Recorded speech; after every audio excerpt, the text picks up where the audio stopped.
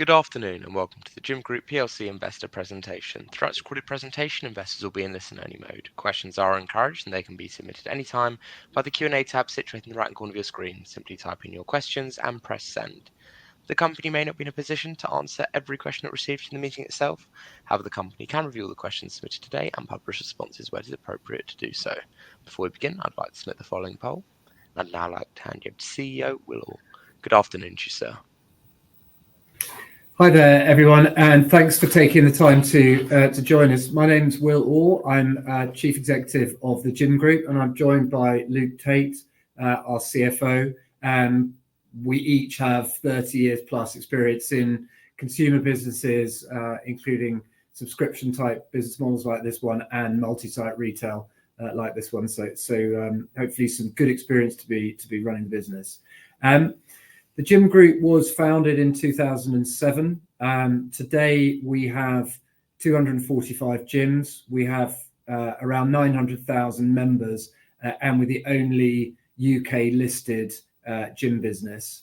Like Premier Inn in hotels, for example, we are a high value, low cost proposition.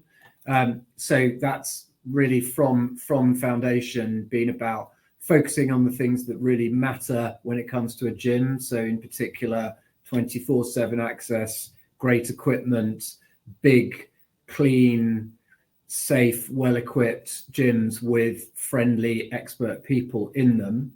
And then engineering out some of the more peripheral items in order to present a fantastic gym at a really affordable price. So that's essentially what we are. What we'll do is present for 15 minutes or so, and then take your questions, and we'll be presenting from the annual report and annual results deck that we recently shared with the market. We're not going to present and talk to every slide and every detail, but you'll find the full materials on our investor relations website if you want to look in more detail. We'll cover the latest results, a snapshot of where we are today, and then just pick out a few aspects of the market, the proposition, and the investment case as we see it. So we'll go first to just the headlines of what we shared last week in our annual results presentation. And we're very pleased to say that we had a very strong 2024. We grew our membership by 5% to 891,000 members at the end of December. We grew revenue by 11%, and we grew profit, EBITDA less normalized rent, by 24%. We're also very pleased to see a 4 percentage point improvement in the returns on our mature estate, and that's an absolutely critical metric for us. It's important to understand that as a team, we are absolutely as focused on the returns we get from our current sites as we are about opening new ones. And I think that's one of the things that will make this growth story very sustainable. Strong cash generation is a very important part of our proposition. We generated £37.5 million of free cash flow last year, up 39% year on year, and reduced net debt by £5 million in the same period. That free cash flow is funding our organically funded rollout of new sites. We opened 12 in 2024, which was the top end of our guidance, and we're on track to open circa 50 new sites over the next 3 years, as I say, all funded from free cash flow. And finally, we reported really good progress on our next chapter growth plan, and it's that growth plan which is driving the fantastic improvements we're seeing in returns from the existing estate, and also the very strong performance of our newest gyms. So that's the overview, and then Luke's just going to cover the headlines from the financial results. Good afternoon. So starting with the key revenue KPIs, which are the first two on this page, both have shown good growth year on year. We had average members of 906,000 during the year, which was up 4% versus last year. And average revenue per member per month was £20.81, up 7% on prior year. As a result, revenue for the year was £226.3 million, up 11% on prior year. The strong revenue growth has dropped through well to profit, with EBITDA less normalised rent of 47.7 million, up 24%, or 9.2 million year on year. Profit before tax was 2.5 million, and it was up 10.8 million year on year.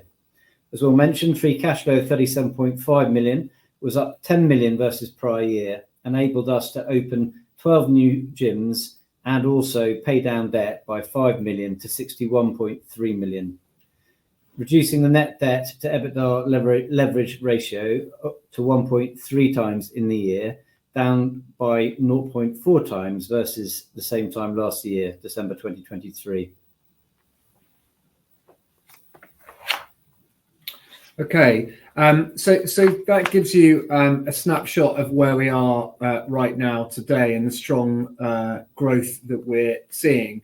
And next, we're just going to give you some headlines from our strategy and the progress that we're making in terms of the way that we intend to grow the company sustainably. And I'm just going to start with the investment case as we see it and why we think it's so compelling. So starting at 12 o'clock on the circle, health and fitness is a very large market with structural growth tailwinds. And in gyms, it's the low cost part of the market that is growing fastest. As with other categories, I think we really benefit from that kind of appetite for no frills, great value for money proposition. So we are in the fastest growing part of a fast growing market, and we see real structural tailwinds when it comes to fitness in the UK, as we'll go on to show. That low cost model, which is based on an advantage business model in terms of the way that we operate our sites, means that we can deliver high value at a low cost, which is a winning proposition for customers, and our proposition gets extremely high ratings for value for money and customer satisfaction. Moving around the circle, this is not a complicated business. There are multiple drivers of growth, and we have detailed plans on each of those drivers across pricing, the way we acquire new members, the way we retain them, and also the way we pick and build new sites. With the progress against those multiple growth drivers and the sort of detailed data-driven plans we have in those areas, we are able to generate more cash flow, which we're doing. And as we said, that enables us to reinvest in opening more sites around the UK. And PwC did an independent report about a year ago suggesting that there's 10 years or more of white space for UK low-cost gyms to roll out into. So we think the opportunity is sustained. And at the centre of all that, we're very, very data and tech-driven, so that particularly using data to de-risk any decision making and give us high certainty when it comes to our growth plan.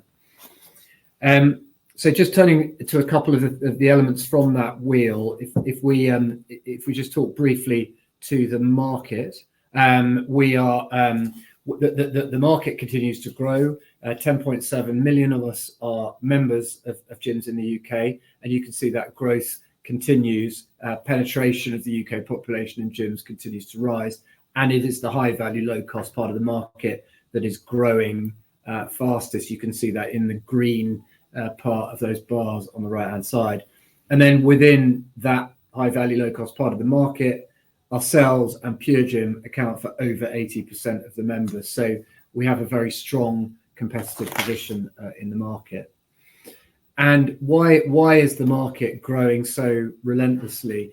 We unsurprisingly do a lot of surveys, focus groups. We observe behavior in our gyms, and we see a number of sort of macro consumer trends, which I think are all enormously helpful to our business. So I'll go through them quickly. The first we call Fitness IQ, which is to say that UK gym goers are more and more informed about the benefits of physical health, and also more sophisticated in the way that they work out. They use a range of equipment from cardio to weights, which means they get great value from the gym, and also they just have a high understanding of how to get those benefits. When it comes to so that's physical health. There's also mental health, which now our members in surveys will say that the mental health benefit for them is as big a motivator as the physical health benefit. So that's a big change versus, say, a few years ago. And then I think there's some more kind of cultural aspects whereby for sort of newer generations of gym goers, the gym is really part of their identity. It's part of how they want to look, how they want to feel, how they want to socialize, how they want to project in social media. And so the net of all that is we see our customers, and our average customer is about 30. They go to the gym because they want to, not because they feel they should. And again, I think that's a very helpful tailwind for this business. And then, of course, as we said before, people like the no frills proposition because it's great value for money. And they also, our model is no contract. So really overcoming one of the things that people historically didn't like when it came to gyms. So we're doing it, we're meeting a need in a very affordable way and also in a very flexible way. So all those trends really help us. And I think in particular, Gen Z, which represents around 40% of our base, I think that group really particularly embodies the sorts of trends that we are talking about. And I think that generation is giving us a generational opportunity to introduce people to something that they really value, something that they really want to do, and then to help them build habits that last a lifetime. So the sort of consumer tailwinds and the market tailwinds and the value proposition, I think, all give us great confidence in the investment case. And then just, I think, one more sort of data point on in this area is this was a survey. It wasn't looking just at Gen Z, it looked at the population as a whole. But this is a recently refreshed annual survey which asks consumers which areas they would consider cutting back on if they needed to. And as you can see on the chart, after our children and our pets, the thing that we're least willing to cut back on is fitness and well-being. So we think this is a very, very resilient picture when it comes to demand. Yeah, as I say, that's some of what we think makes the market very attractive. And then just briefly in terms of our strategy, just a high level summary of our strategy to sort of maximise that opportunity. We set out our next chapter strategy around a year ago. As a business, we've been working on it. We've been executing against it for longer than that, for sort of 18 months. But it's in 3 simple parts. The first we call strengthen the core, and this is about increasing returns in our mature estate, and that's this program is what's driven that 4% percentage point improvement in our mature site returns, and we think there's more to come there as we go towards 30%. And then within strengthen the core, there's strategies around pricing, around digital marketing, around retaining customers for longer. And we think there's a huge amount more to come from that program. The initiatives in it are kind of multi-year and all gathering pace. What strengthen the core then does is it generates more like-for-like revenue, more cash flow into the second cog of our strategy, which is to accelerate the rollout of quality sites in the UK. And as I said before, we are expecting to open around 50 new sites over the next 3 years from free cash flow. And then finally, broaden our growth. We're extremely focused on the UK at the moment and those first 2 cogs, but periodically we will look at what opportunities there might be to broaden our growth, whether that's in new territories internationally or new adjacent revenue areas. But essentially, that's the plan, and we will be sticking very consistently to it for some time to come. I'm going to do one last chart, and then I'm going to take your questions.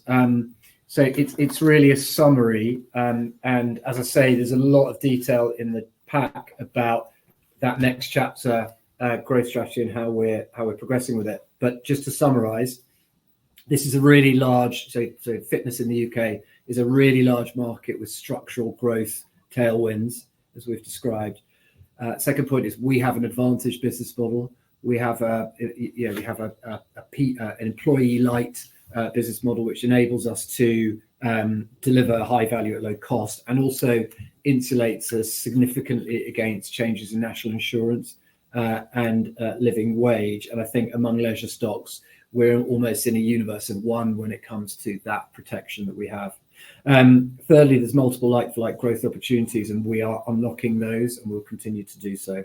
And there is 10 years plus of white space for low-cost gyms in the UK. And we are making really good progress that we hope to see continue. We grew profit by 24%. As I said, we improved our mature site returns by 4 percentage points, and we'll expect further progress on that in 2025, all of which is accelerating a self-funded rollout of quality sites.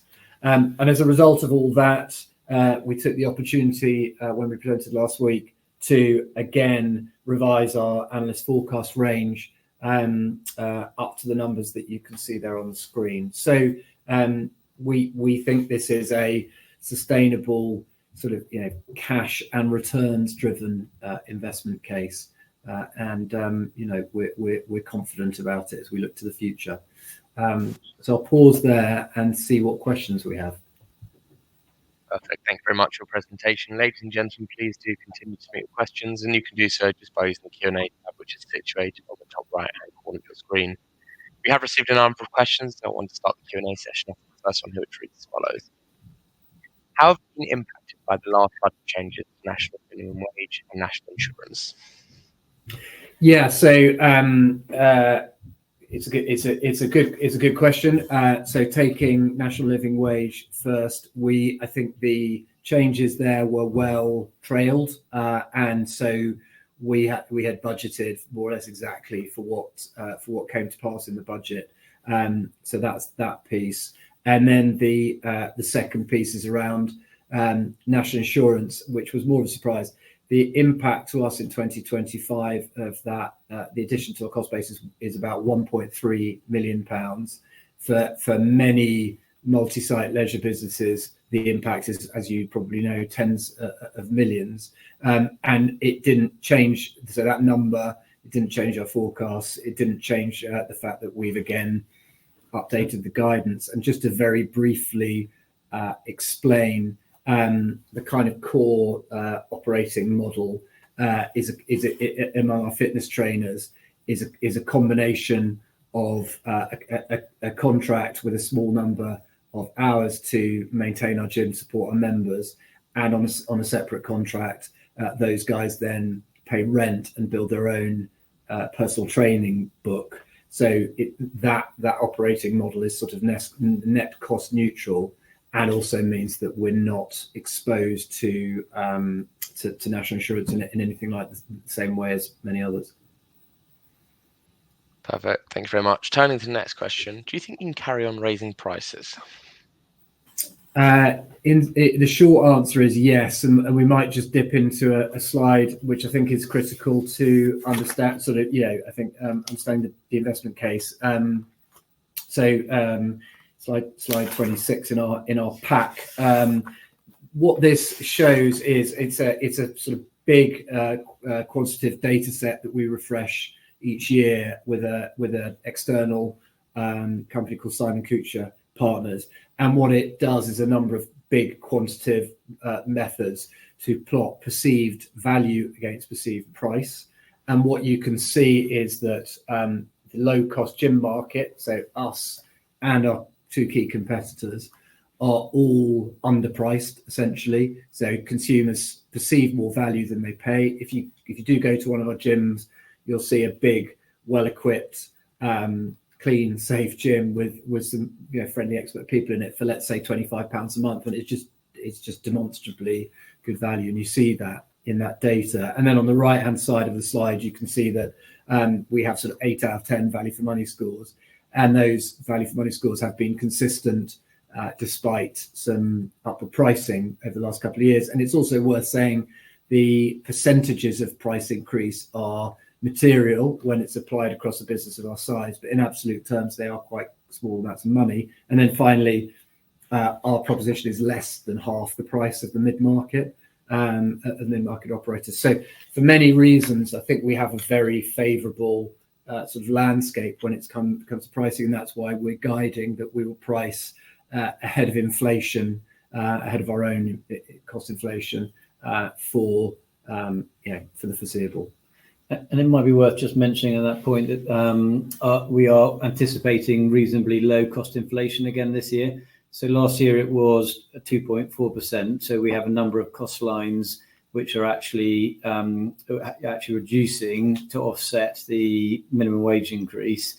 And we expect in 25 to be in the same sort of place. We're expecting site cost inflation to be around 2%, and therefore we are expecting price inflation to outstrip cost inflation quite significantly. Perfect. Thank you very much. Turning to another question. With plans to open 16 new sites in 2025, what criteria are used to select locations, and how does this align with long-term expansion goals? Yeah, sure. Again, we're just sort of putting up a slide that hopefully helps to illustrate. So we have 245 sites. So we have a big sort of data set to analyze in terms of the ingredients of the sites that have the best returns. And so we looked at that, and then we try and really sort of distill the formula for what works. And essentially, that is finding areas of, unsurprisingly, of dense population. So in Greater London and other urban residential areas, and then it's about site-specific things like convenient access, good visibility for the gym as well. And then you sort of see that reflected in the 12 sites that we opened in 2024. So if I take the likes of Orpington, Surbiton, Plaistow, Shepherd's Bush, they're in sort of significant Greater London, inner and outer sort of suburban areas, and then their equivalents in places like Manchester, Gillingham, and so on. And then if you go forward one more slide, is sort of funny looking slide, but this shows the growth in membership from day one of each of those 12 sites, and you can see that each one of those is performing ahead of our historical average when it comes to membership numbers. So we will continue to open gyms like that. We'll open around 16 in 2025 and around 20 odd in 2026. So it's sort of measured speed of expansion, but it'll be those kind of dense population, good sized sites. And we won't deviate too much from that formula. And as I say, we'll do it all from free cash flow as well. The next question here, how has recent trading been, and are you seeing any slowdown in demand from consumers? So we actually included in our results announcement and our RNS that we had traded. So January and February is clearly a key time of year for us. And we were pleased to be able to say that we traded well through so 2024 results, but then we could also update to say that 2025 January and February have traded well, and that we're not seeing any slowdown. And I don't know, Luke, if you want. Sure, yeah, no problem. So we, as usual with our full year results, we give trading for the first couple of months of the year because they're our key acquisition period. Revenue for the first 2 months of the year was up 8%. That was driven half by increase in average members and half by an increase in average revenue per member per month. We are also guiding to like-for-like revenue continuing to grow nicely for the year at 3%, as we mentioned earlier. In the middle block there, from the point of rollout, Will's just mentioned our plans for 14 to 16 sites. And we now have 3 sites which are currently under construction, and we have a further 5 where we have legal commitments. And then on the right-hand side, as I mentioned earlier, we're also guiding to like-for-like site cost growth of 2%. And so when you combine that with 3% like-for-like revenue growth, it gave us the confidence to up our profit guidance range to the city to the top end of the analyst range, i.e. around 51 million. Thank you very much, Luke. The next question we have here is really around competition, I guess. You mentioned that the Gym Group and Pure Gym have 81% of low-cost members. What is the split of the 81%, and how do you differentiate yourselves to Pure Gym? Yeah, I mean, I think probably the first thing to say in terms of that sort of differentiation point is I think from a sort of consumer's point of view, if you visited 5 Pure Gyms and 5 gym groups and worked out in them, something that I have done, I think your overall impression would be of relative similarity in truth. They are both 24/7. They're both affordable. They both have similar sort of equipment laid out in similar ways. So honestly, there's probably more difference than more similarity than difference, but both deliver extremely well versus a growing need. So in a sense that's okay.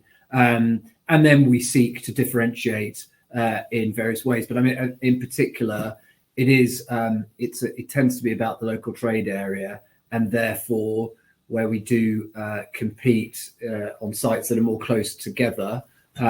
It's really about each individual site and making sure it's got the right local management in place, that it's clean, it's well presented, the kit's well maintained, the class timetable's good, the personal training's good. So actually it kind of comes down to just making sure the offering is as well presented and executed as possible at a local level. And then over time we also sort of obviously try and build out our brand to be distinctive. And then in terms of the sort of split, they have around 400 gyms, and we have around 250 gyms. And then in terms of the sector, there's a sort of another 100 or so low cost gyms in the sector. JD Gyms is the other sort of significant player. And as I say, PwC's view is that the UK has the potential to have another 750 plus low-cost gyms. So the sort of and penetration is growing. So there's a sort of significant opportunity for us and Pure Gym. And I think compared to many other sectors, say retail, the competitive intensity is actually relatively low. Thank you very much, Will. We've got another question here. How are you navigating the broader macroeconomic environment, including potential consumer spending slowdowns or inflationary pressures? Yeah, I mean, it touches on some of the things that we talked about on the inflationary side. We are, as I said, quite well advantaged in terms of our business model. Energy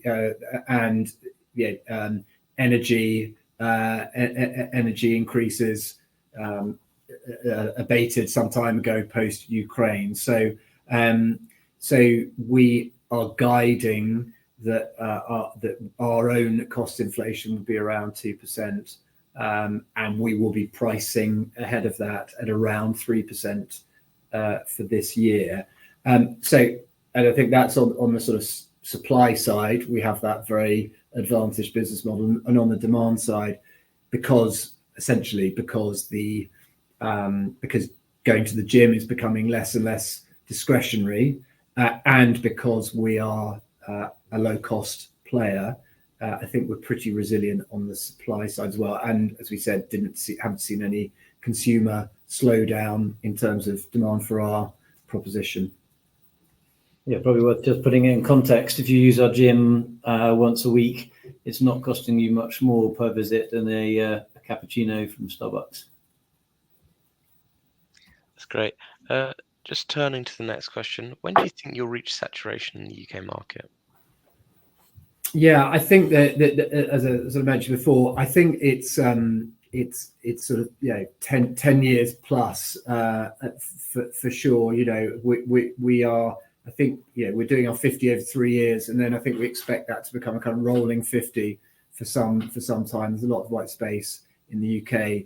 There's a continual flow of new people coming into the market because of the price point and because of the younger demographic that we tend to attract, and penetration overall of gyms in the UK is growing. So I think we are frankly many years from saturation. That's great. Is there any opportunity to further monetize the existing member base through premium services or potentially digital offerings? I mean, we have a sort of range of products. We have off-peak, we have standard, we have ultimate. So we do sort of somewhat premiumize within our product range, and we also have 1 or 2 add-ons like a sports water add-on and so on. But yes, I think over time there will be and is opportunity to add new value-added services, but I think we will seek to stay firmly in the, as I say, kind of high-value, low-cost part of the market. Actually, the mid-market, which is a bit more premium, has a much more difficult time. So I think back to that sort of Premier Inn analogy, we'll find new opportunities to sell benefits to customers, but we want to keep it simple and we want to keep it affordable.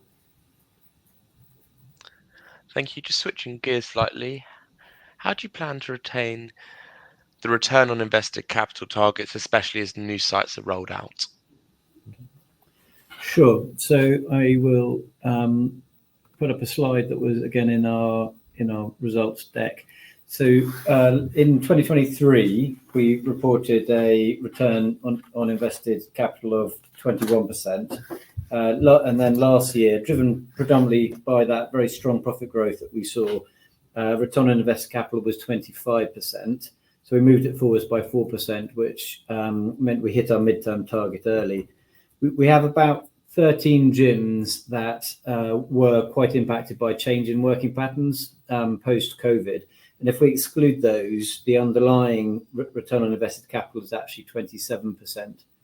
So getting very close to our target for new sites. And we look at the sort of performance by annual cohort. And the gyms that we opened in 2021, which we now have proper trading history on, have actually already achieved that 30% ROIC target.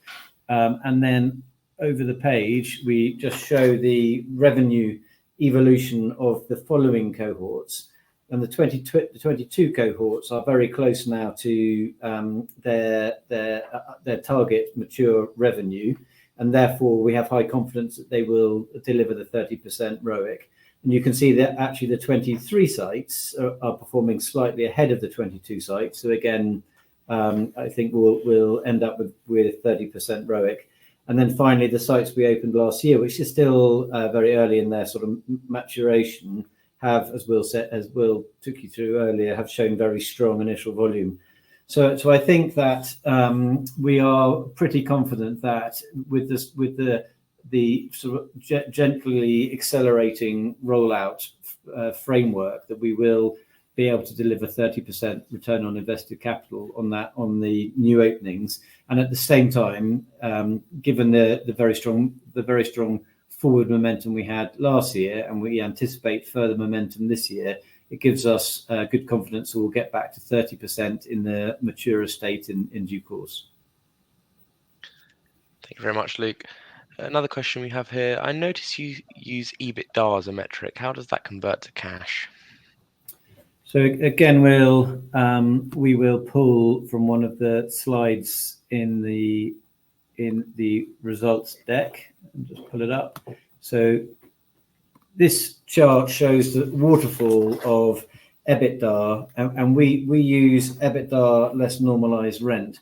And what we mean by that is EBITDA, including the actual rent charge, the cash rent that we pay to the landlords in that time frame, rather than being confused by the latest change in accounting, which replaces rent with a depreciation and a finance charge, which frankly does make it a little bit more difficult to see what's going on in cash. And this slide attempts to reconcile genuinely the sort of cash generation of the business. So the cash profit on the left-hand side was 47.7 million.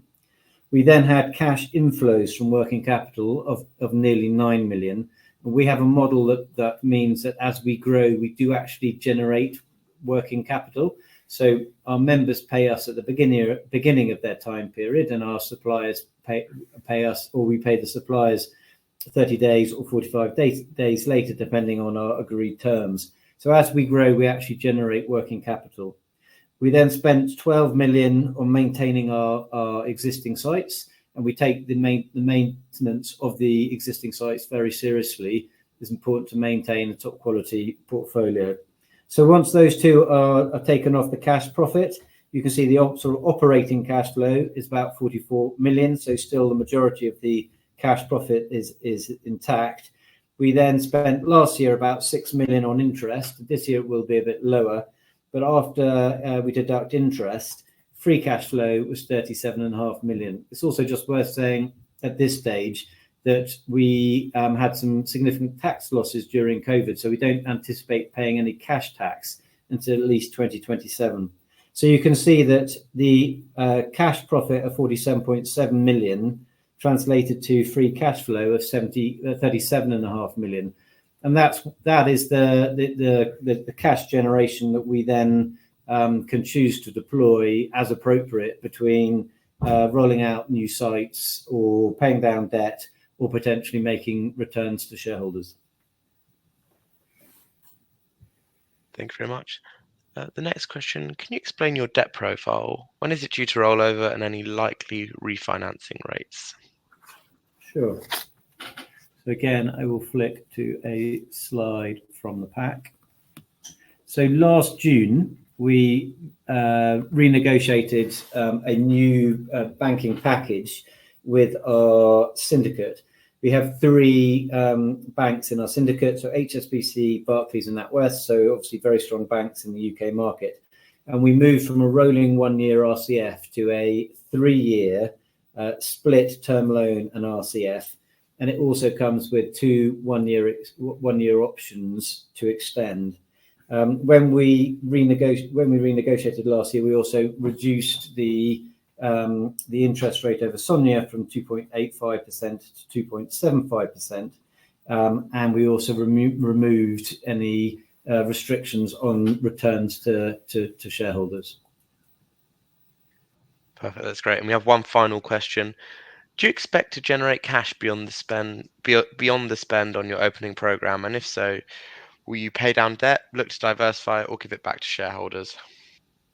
So this time last year, we set out a capital allocation policy that started with ensuring a sort of minimum debt coverage was in place, but we're well below that now. So we don't feel like we need to pay debt down any further than where it is. Our second priority was organic growth, so new sites, as long as we felt we had high confidence of achieving 30% ROIC. As I think we've shown you on those earlier charts that we believe we are doing so. So we will continue to prioritize new sites in the short term. But if we do have excess free cash flow, or if we see significant change in the share price, and we believe we can match the returns that we're getting on those new site openings for buying back and cancelling of shares, for example, then we're very open to do it. That's great. Will, Luke, thank you very much for answering those questions from investors. You've been very generous with your time. Of course, the company can review the questions submitted today, and we will publish out the responses on the Investor Meet Company platform. Just before redirecting investors, provide you with their feedback, which I know is particularly important to you both. Will, could I just ask you for a few closing comments?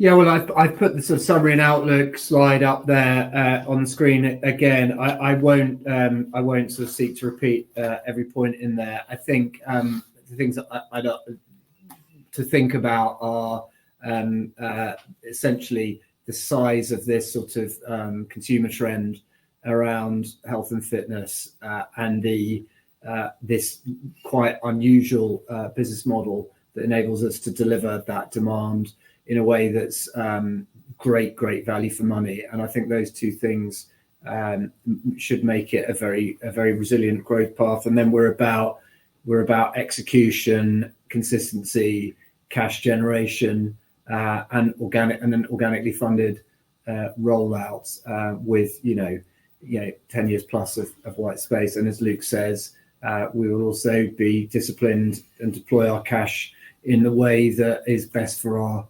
shareholders, whether that's the organic rollout or at some point, for example, buyback. So I've been in the job for a bit less than 2 years, and I certainly feel greater confidence than ever that this is a fantastic business and a fantastic investment proposition as well.